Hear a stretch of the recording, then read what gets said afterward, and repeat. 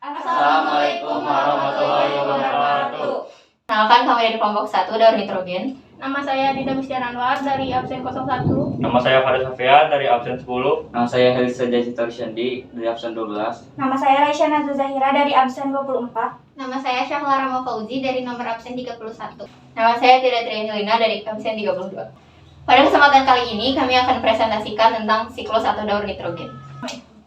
Pengertian, daur nitrogen adalah transfer nitrogen dari atmosfer ke dalam tanah. Di atmosfer, nitrogen bebas dapat bereaksi dengan hidrogen dan oksigen dengan bantuan kilat.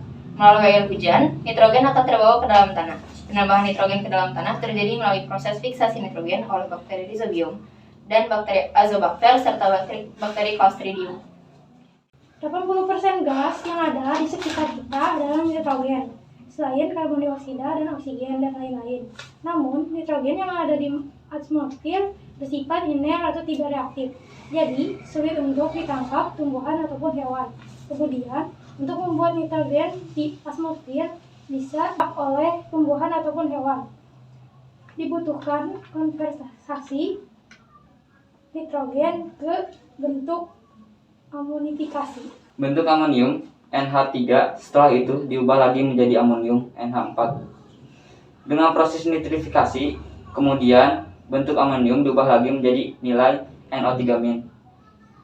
Kemudian nilai dari NO3- dapat diubah dengan cara denitrifikasi. Tumbuhan hanya dapat menyerap asimilasi di nitrogen dalam bentuk NH4 NO3-. Dalam proses tersebut dibutuhkan bantuan bakteri.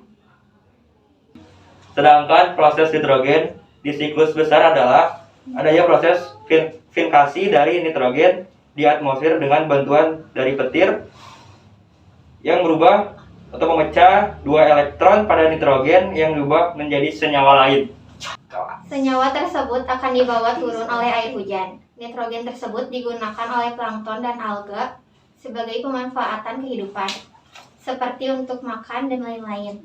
Saat ikannya mati, bangkai ikan tersebut akan didekomposisi dan berulang. Daur nitrogen kecil. Nitrogen di atmosfer tidak dapat langsung diserap oleh tumbuhan ataupun hewan. Nitrogen melalui proses amonifikasi oleh bakteri-bakteri menghasilkan NH3. NH3 dirubah menjadi NH4+ melalui proses nitrifikasi. NH4+ ini didapatkan selain dari NH3 juga dari hasil dekomposisi oleh hewan-hewan yang sudah mati. NH4+ dapat dirubah oleh bakteri menjadi NO3-. NO3- ini dapat diserap oleh tumbuhan, juga dapat kembali ke bentuk awal, yaitu nitrogen di atmosfer melalui proses denitrifikasi. Asap dari pabrik akan dibantu dengan proses fiksasi menjadi N2 melalui bantuan petir. Hasil dari petir-petir yang membantu proses fiksasi ini akan masuk ke dalam lautan dan membantu proses ekskresi hewan-hewan di lautan. Jika hewan-hewan di lautan mati atau mengeluarkan sisa-sisa kotoran, sisa-sisa kotoran tersebut akan masuk dan diproses oleh bakteri, kemudian kembali ke daur nitrogen kecil.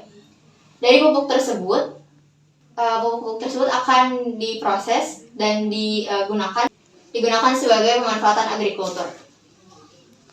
Assalamualaikum warahmatullahi wabarakatuh. Perkenalkan, nama saya Yuliana Andalisya dari kelas 10 MIPA 3. Di sini saya akan mempresentasikan siklus non-alami.